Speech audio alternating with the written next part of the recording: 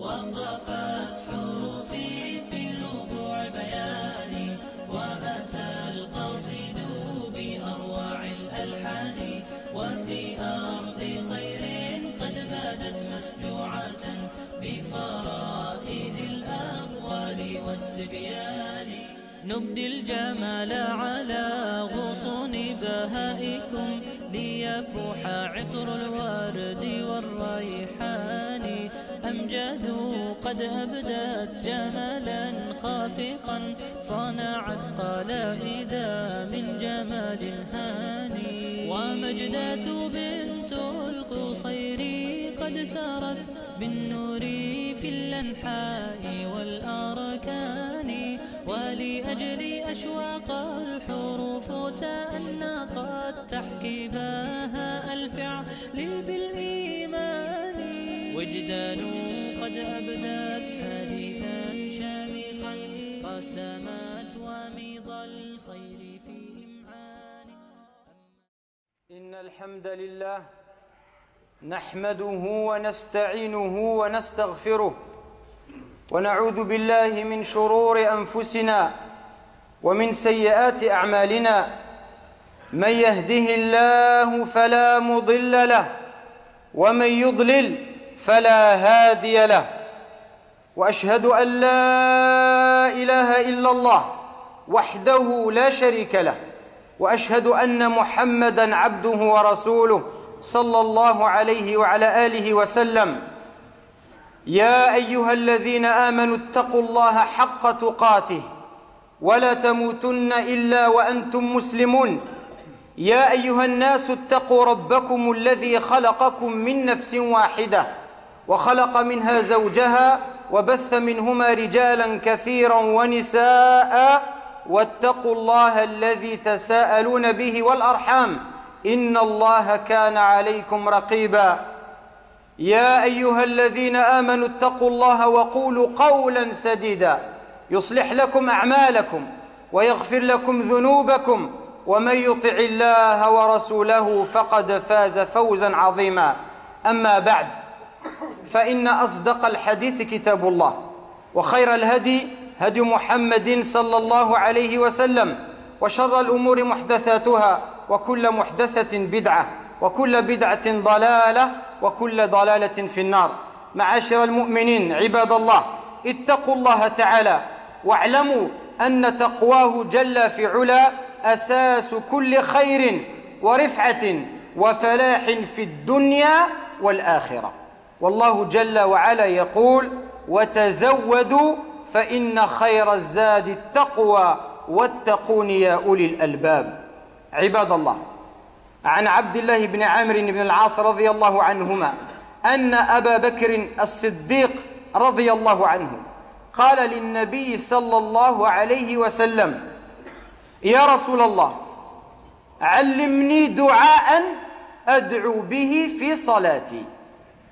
فقال صلى الله عليه وسلم: قل اللهم إني ظلمت نفسي ظلما كثيرا، ولا يغفر الذنوب إلا أنت، فاغفر لي من عندك مغفرة، إنك أنت الغفور الرحيم. عباد الله، تأملوا وتدبروا هذا الحديث العجيب. الصديق الأكبر أبو بكر رضي الله عنه يسأل النبي صلى الله عليه وسلم أن يعلمه دعاء يدعو به في صلاته، فيقول له: قل اللهم إني ظلمت نفسي ظلما كثيرا، وفي رواية ظلما كبيرا. الله أكبر. فماذا نقول أحدنا ممن أسرف على نفسه؟ من هو أبو بكر رضي الله عنه؟ روى مسلم في صحيحه عن أبي هريرة رضي الله عنه أنه قال: قال رسول الله صلى الله عليه وسلم: من أصبح منكم اليوم صائما؟ قال أبو بكر: أنا. قال: فمن تبع منكم اليوم جنازة؟ قال أبو بكر: أنا. قال: فمن أطعم منكم اليوم مسكينا؟ فقال أبو بكر رضي الله عنه: أنا. فقال: فمن عاد منكم اليوم مريضا؟ قال أبو بكر: أنا. فقال النبي صلى الله عليه وسلم: ما اجتمعنا في امرئ إلا دخل الجنة ما اجتمعنا في امرئ إلا دخل الجنة إنه أبو بكر الصديق رضي الله عنه خير هذه الأمة بعد نبيها صلى الله عليه وسلم بإجماع أهل السنة بلا خلاف ومن أنكر صحبته للنبي فقد كذب الله تعالى بقوله ثاني اثنين إذ هما في الغار إذ يقول لصاحبه لا تحزن إن الله معنا فأبو بكر الصديق رضي الله عنه صاحب النبي صلى الله عليه وسلم بل أجل وأفضل أصحابه والمبشر بالجنة ومع هذا يعلمه النبي صلى الله عليه وسلم أن يقول في دعائه اللهم إني ظلمت نفسي ظلما كثيرا ألسنا عباد الله أولى بهذا الدعاء وبهذا الوصف ألسنا نخطئ بالليل والنهار إن أحدنا أصبح لا يشعر بالذنوب والخطايا إلا قليلا ولا يدرك التقصير في نفسه إلا نادرا ولا يرى خيرا من نفسه ولا أحدا أقوم دينا منه فوالله الذي لا إله إلا هو إن هذا لخطر عظيم فإن كنت تدري فتلك مصيبة وإن كنت لا تدري فالمصيبة أعظم لذا أدعو نفسي المقصرة أولا ثم أدعوكم ثانيا لنقف مع أنفسنا من الحين والآخر ونحاسبها ونكثر من الاستغفار والتوبة والإنابة إلى الله تعالى. Chers musulmans, Allah subhanahu wa ta'ala nous demande de faire preuve de taqwa, de faire preuve de piété, de prendre nos précautions vis-à-vis de lui subhanahu wa ta'ala. Et sachez que cette taqwa est la base de tout bien, de toute élévation et de toute réussite dans la vie d'ici-bas et celle de l'au-delà. Allah Azza wa Jalla nous dit ce qui signifie et prenez vos provisions avec vous, mais vraiment la meilleure provision est la taqwa, la piété qui consiste à délaisser ce qu'Allah nous a interdit et à accomplir ce qu'il nous a ordonné. Mais vraiment, la meilleure provision est la taqwa et craignez-moi, ô doués d'intelligence. Parmi les plus grandes obligations du croyant, il y a le fait de se rappeler Allah subhanahu wa ta'ala. Allah nous dit Ya ayyuhalladhina amanu dhkurullaha dhikran kathira. Ô vous qui avez cru, évoquez Allah de façon abondante. Le croyant, sa langue, elle ne cesse de se rappeler d'Allah subhanahu wa ta'ala dans toutes les situations, au travail, à la maison, dans le marché, etc. Et bien évidemment, lorsqu'il adore Allah et notamment la prière, raison pour laquelle nous allons évoquer un hadith extraordinaire où le prophète sallallahu alayhi wa sallam, comme le rapporte Abdullah ibn Amr ibn al-As radiyallahu anhu, un hadith authentique rapporté par l'imam al-Bukhari rahimahullah, il nous dit que Abu Bakr as-Siddiq radiyallahu anhu, il demanda au prophète sallallahu alayhi wa sallam, ô messager d'Allah, enseigne-moi une invocation, enseigne-moi, apprends-moi une invocation que j'effectuerai dans ma prière. Et là le prophète sallallahu alayhi wa sallam lui a enseigné cette invocation. Allahumma inni zalamtu nafsi zulman kathira. Oh Allah, j'ai été très injuste envers moi-même. Faghfir li wa la yaghfiru dhunuba illa ant. Et nul en dehors de toi ne pardonne les péchés. Faghfir li min indika maghfira. Alors pardonne-moi d'un pardon venant de ta part. Innaka antal ghafurur rahim, car tu es certes le pardonneur, le très miséricordieux. Méditez mes chers frères et sœurs sur ce hadith extraordinaire. Abu Bakr as-Siddiq radiyallahu anhu, il demande au prophète de lui enseigner une invocation et le prophète il lui enseigne cette invocation qui commence par ces mots: oh Allah, j'ai été très injuste envers moi-même. Pour comprendre la valeur de cette phrase, ce qu'elle signifie, il faut se poser la question, mais qui est Abu Bakr? Abu Bakr radiyallahu anhu, si on cite juste un hadith, vous allez comprendre son rang, son niveau et sa place dans l'islam et dans le cœur des croyants. Dans l'authentique de l'imam Muslim, il est rapporté qu'un jour le prophète sallallahu alayhi wa sallam il était en compagnie de ses compagnons, il leur a posé la question suivante. Il leur a dit: qui parmi vous s'est levé et a jeûné aujourd'hui? Abu Bakr a dit: moi, Rasulallah, moi aujourd'hui je jeûne, je suis en état de jeûne. Inni sa'im. Qui parmi vous aujourd'hui a suivi un cortège funéraire? Et là Abu Bakr encore une fois il dit: moi, Rasulallah, aujourd'hui moi j'ai suivi un cortège funéraire. Qui parmi vous aujourd'hui a nourri un pauvre? Abu Bakr encore une fois il dit: moi, Rasulallah. Qui parmi vous a rendu visite à un malade? Et Abu Bakr, encore une fois, il dit moi. Regardez les sahaba. Regardez, les sahaba, c'est des gens qui œuvrent, qui travaillent pour l'akhira, qui font de bonnes œuvres. Ils jeûnent, ils nourrissent un pauvre, ils visitent un malade et ils suivent un cortège funéraire. Tout ça, la même journée. Et donc le prophète sallallahu alayhi wa sallam dit à la fin, il n'y a pas une personne en qui sont regroupés tous ces actes sans qu'elle n'entre au paradis. Ça c'est Abu Bakr as-Siddiq, mes chers frères et sœurs.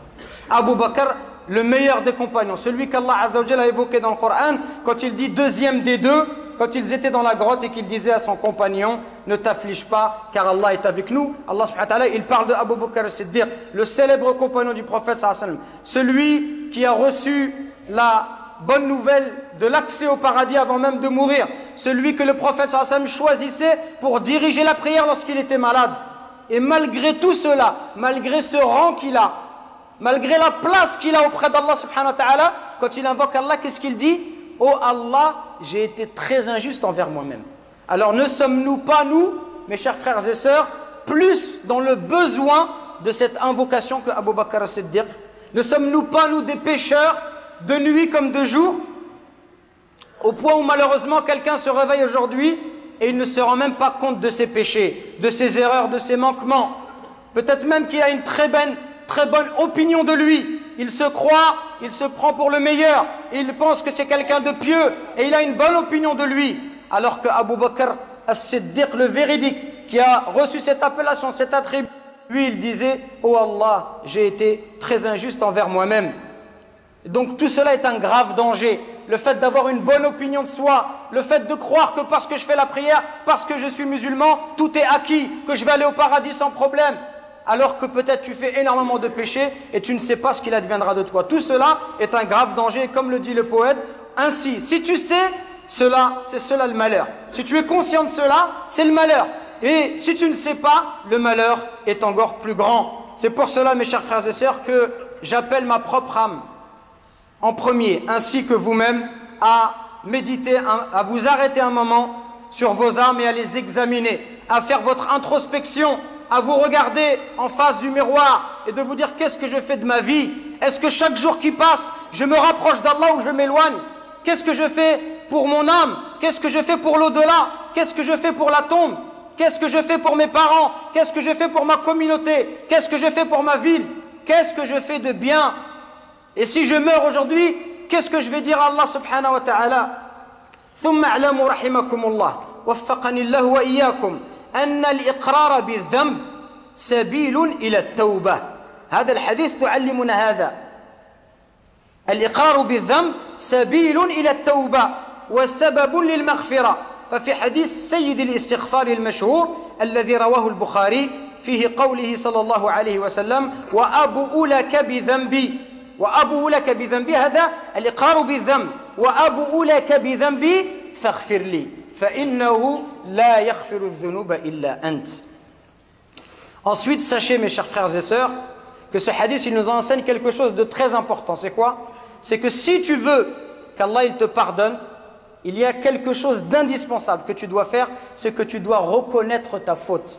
Tu dois revenir à Allah repentant, avec des remords et en reconnaissant ta faiblesse, en reconnaissant ta faute. Et on sait que c'est dur pour l'être humain, parce que l'être humain il a du mal à reconnaître ses erreurs. Mais quand tu es en face d'Allah subhanahu wa ta'ala, quand tu lèves tes mains et tu invoques Allah subhanahu wa ta'ala, tu dois reconnaître ta faute et demander pardon à Allah. Et cela est aussi enseigné dans la meilleure formule qu'on appelle Sayyidul Istighfar, la meilleure formule pour demander pardon à Allah subhanahu wa ta'ala que le prophète nous a enseigné, alayhi salatu wa salam. Dedans il y a cette parole-là, wa abu'u laka bi dhanbi. Oh Allah, je reconnais mon erreur, faghfirli, alors pardonne-moi. Donc ça c'est quelque chose de très important. Nous devons reconnaître nos erreurs et revenir repentant à Allah. Même plus que cela encore, nous devons avoir peur de nos péchés.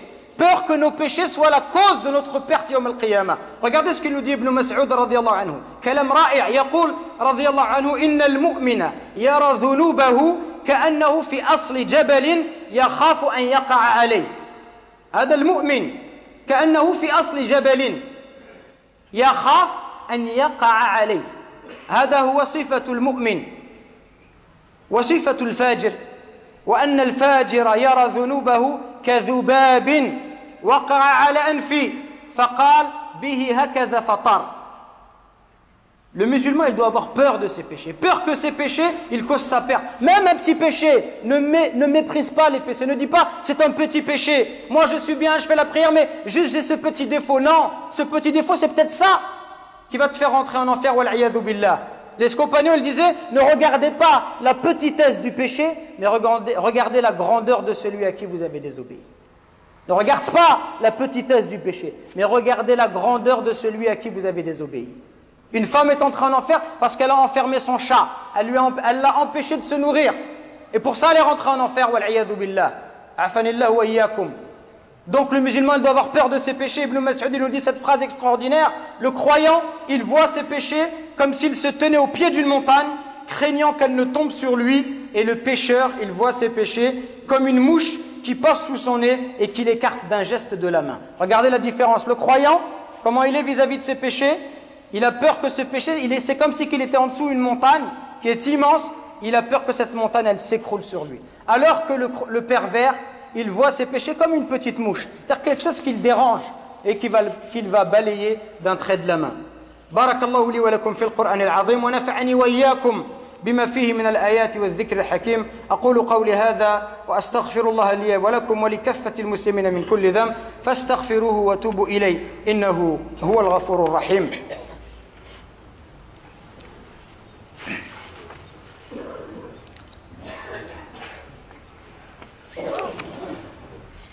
الحمد لله عظيم الإحسان واسع الفضل والجود والامتنان وأشهد أن لا إله إلا الله وحده لا شريك له وأشهد أن محمدا عبده ورسوله صلى الله عليه وعلى آله وسلم أما بعد عباد الله فلنندم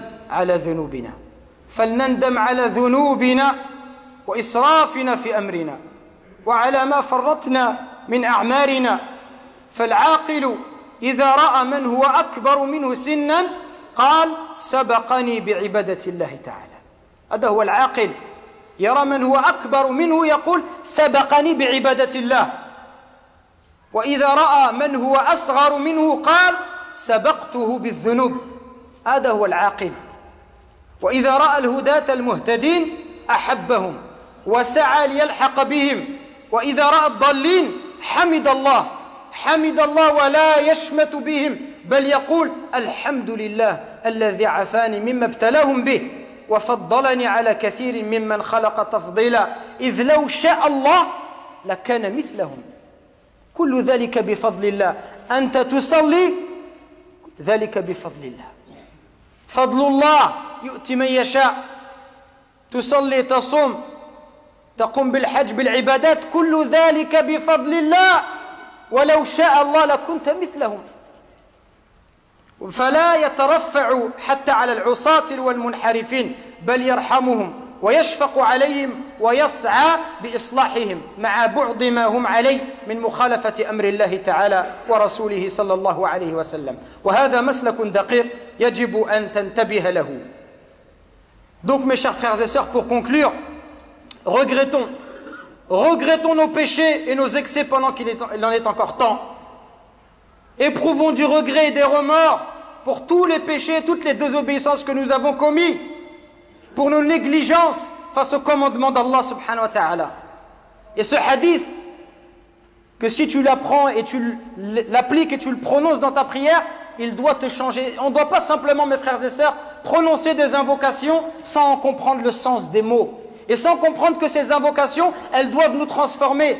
Notamment cette invocation, elle doit, dans ton comportement avec les gens, elle doit t'enseigner l'humilité. Celui qui dit « Allahumma inni zalamtu nafsi dhulman kathira » « Oh Allah, j'étais injuste envers moi-même », il ne peut pas sortir dehors et être orgueilleux avec les gens. Il ne peut pas sortir et manquer de respect aux gens. Celui qui dit cette invocation avec un cœur présent et qui médite les mots qu'il est en train de prononcer, ça doit le transformer. Il doit être humble. Il doit souhaiter le bien pour les gens. Quand il voit quelqu'un de plus vieux, de plus âgé que lui, il doit dire « Masha'Allah, regarde ces anciens qui sont à la mosquée. Ces anciens-là, ils ont commencé à adorer Allah ils se sont prosternés, ils ont posé leur front par terre pour Allah. Moi j'étais encore en train de jouer aux petites voitures. C'est comme ça qu'il doit penser. Il doit avoir le respect pour celui qui l'a devancé dans l'obéissance à Allah subhanahu wa ta'ala. Ce respect qu'Allah il nous enseigne dans le Coran, dans cette invocation. Rabbana ighfir lana wa li ikhwanina alladhina sabaquna bil iman. Oh Allah, pardonne-moi et à ceux qui m'ont devancé dans la foi. Le croyant, il a du respect pour celui qui a adoré Allah avant lui. De la même façon, s'il est plus âgé que quelqu'un, il n'est pas orgueilleux en disant « moi je suis plus vieux que lui, lui c'est un jeune, il ne connaît rien ». Non, il va dire « moi j'ai fait des péchés avant ce jeune homme-là ». Ce jeune homme-là, il est encore innocent, moi j'ai déjà fait des péchés. À chaque fois, le croyant, il se place dans une situation où il va faire preuve d'humilité. Quand il voit les gens bien guidés, il prie Allah Azza wa Jal d'être comme eux. Il les aime et il les fréquente. Quand il voit quelqu'un de pieux, quelqu'un qui connaît le Coran par cœur, quelqu'un qui a un bon comportement, il les aime et il demande à Allah d'être avec ces gens-là et il reste avec eux pour bénéficier de leur bon comportement. Et quand il voit des gens égarés, il ne fait pas preuve d'orgueil vis-à-vis d'eux. Il ne dit pas « regarde-moi cet alcoolique, regarde-moi ce bon à rien ». Non, il dit « Alhamdulillah, louange à toi Allah, tu ne m'as pas fait comme ces gens-là. Grâce à toi Allah, tu ne m'as pas fait comme ces gens-là. Parce que c'est grâce à Allah, ce n'est pas grâce à toi. Et parce que tu ne sais pas comment tu vas finir ta vie et tu ne sais pas comment il va finir la sienne. Peut-être qu'il est dans les bistrots aujourd'hui, il boit de l'alcool. Peut-être que demain il sera au premier rang et il va mourir en soujoud. Et peut-être que toi aujourd'hui tu es là, mais tu ne sais pas dans quelle situation et de quelle façon tu vas mourir. Donc tu dois faire preuve avec eux d'amour, de gentillesse, de miséricorde. Quand tu les vois égarés, notamment ta communauté, tu dois être triste. Tu dois faire des douas pour eux. Dire Allah, guide-les, guide ces gens-là.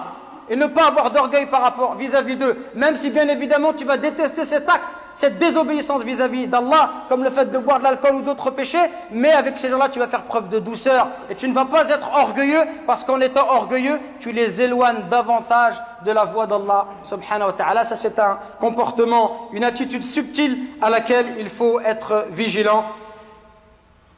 واسألوا الله عز وجل أن يغفر لنا ولجميع المسلمين مغفرة من عنده ويرحمنا إنه هو الغفور الرحيم. وصلوا وسلموا رعاكم الله على محمد بن عبد الله صلوات الله وسلامه عليه وأكثروا من الصلاة والسلام عليه امتثالا لأمر الله لقوله جل في علا إن الله وملائكته يصلون على النبي يا أيها الذين آمنوا صلوا عليه وسلموا تسليما اللهم صل على محمد وعلى آل محمد كما صليت على إبراهيم وعلى آل إبراهيم إنك حميد مجيد اللهم بارك على محمد وعلى آل محمد كما باركت على إبراهيم وعلى آل إبراهيم إنك حميد مجيد وارض اللهم عن الخلفاء الراشدين الأئمة المهديين أبي بكر وعمر وعثمان وعلي وارض اللهم عن الصحابة أجمعين وعن التابعين ومن تبعهم بإحسان إلى يوم الدين وعنا معهم بمنك وكرمك وإحسانك يا أكرم الأكرمين اللهم آت نفوسنا تقواها